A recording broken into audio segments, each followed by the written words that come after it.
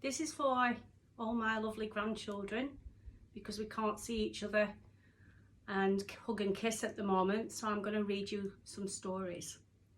Tonight's story is called The Impossible Pets. Nerissa wanted a pet of her very own. So one day she brought home a polar bear.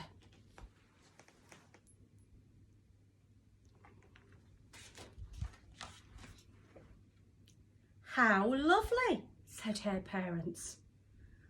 What soft white fur, said her mother. Not the huge paws designed for walking across snow and ice, said her father. His name is Jeremy, said Nerissa. He's a big bear. And there's Marissa, her daddy, and her mummy. Unfortunately, as soon as the fridge door was open, Jeremy climbed inside.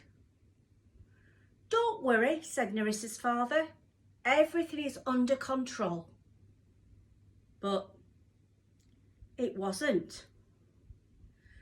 Nobody could use the fridge. The next day, the polar bear had to go. There he is again. And there he is leaving. Nerissa still wanted a pet, so she brought home an anaconda. Do you know what an anaconda is? It's a big snake. How lovely, said her parents. What beautiful patterned skin, said her mother. Note how the eyes are set high on the head so the snake can hide underwater while it watches for prey, said her father. Her name is Margaret, said Nerissa. And there she is on the floor. Nerissa's looking with her daddy and her mummy.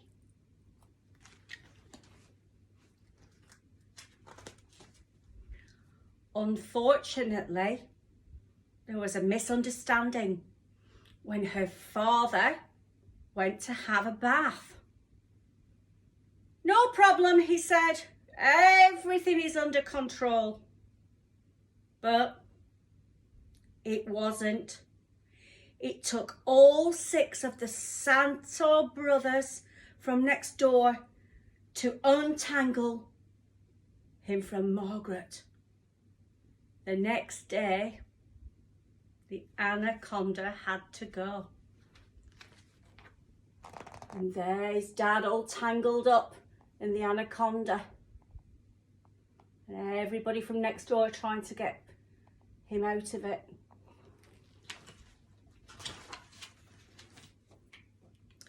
Nerissa still wanted a pet. So she brought home a herd of wildebeest. How lovely, said her parents. They can all play together, said her mother. Are they GNU or second? GNU? What do you mean? Are they new or second hand? Asked her father. He enjoyed a little joke. This is Harrison, said Nerissa, and Rosie and Sarah and Christopher and John and Julie. Nerissa introduced all the wildebeest, which were happily eating the shrubs. They seem well under control, said her father. And there are all the wildebeest. You see them all?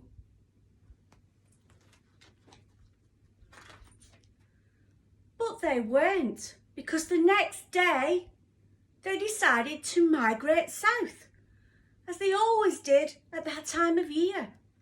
It caused rather a big problem on the highway, The wildebeest didn't have to go, but they'd gone away. There they all are. It's like there's a big traffic jam.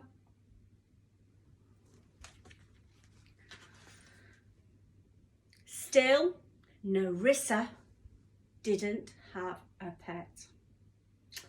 So she brought home a vulture.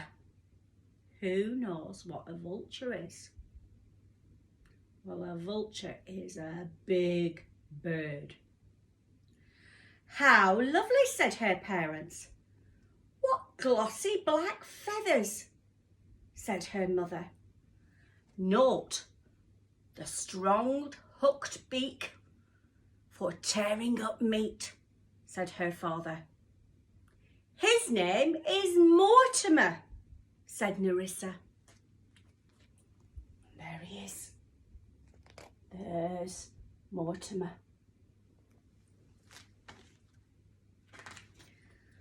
Unfortunately, there was an argument at the dinner table over the roast leg of lamb. Never fear, said her father. Everything is under control.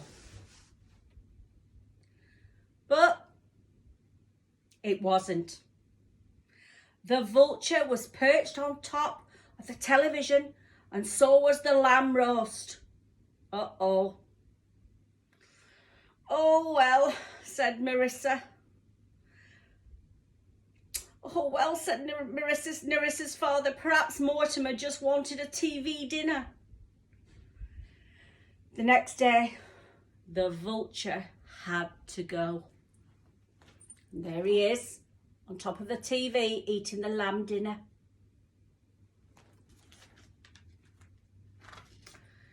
Nerissa wanted a pet more than ever, so she brought home a Komodo dragon. Who's got a Komodo dragon? Nana's got a Komodo dragon outside. It's not a real one though, is it? It's made of wood. Can you remember? How lovely, said her parents. What beautiful brown eyes, said her mother. Not the ability to move so surprisingly fast, said her father, as the neighbour's poodle, Mitzi, barked at the Komodo dragon. Just once. Don't panic, said Nerissa's father.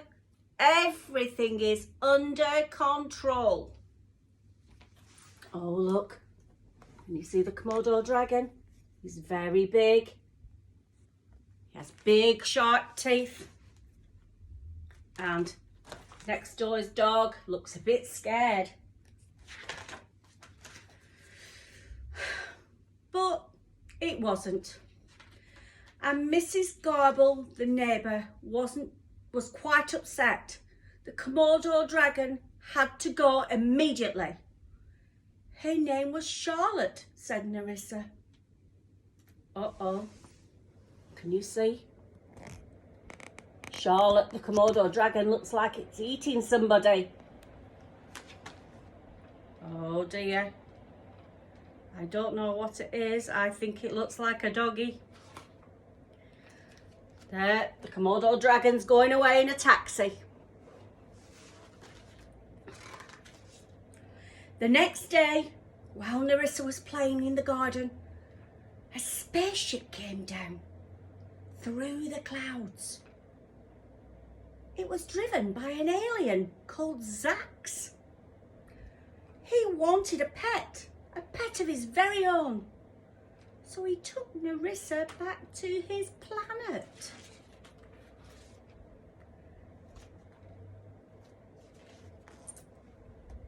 There's Nerissa. And the lights are from the spaceship coming down to get her.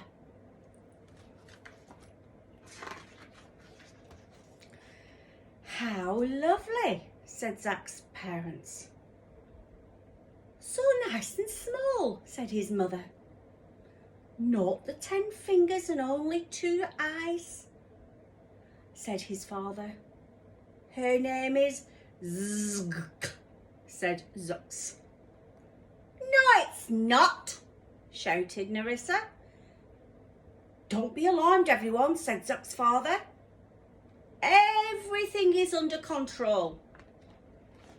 There they are. There's the aliens.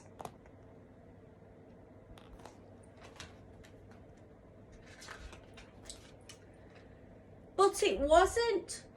Nerissa stuck out her tongue. Can you all stick out your tongue?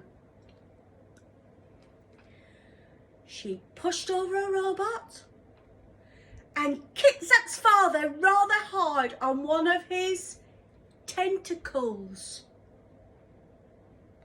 So the next day, Nerissa had to go. There she is, kicking Zach's daddy.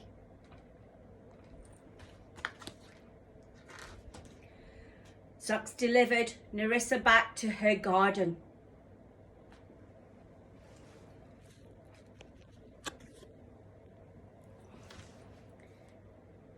Zux delivered Nerissa back to her garden. How well you look, said her mother. Note the silent anti-gravity drive on the alien, said her father. What's your friend's name? Asked her mother. I call him Howard, said Nerissa. As the spaceship disappeared into the clouds, her father said, everything is under control. And it was. There they are. They're watching go up to the sky in the spaceship. Nerissa still didn't have a pet, but at least she wasn't a pet for somebody else. There she is. I hope you like that story. That story is for Hannah, Poppy, Jensen, Bentley and Archie. Good night, darlings. Love you loads.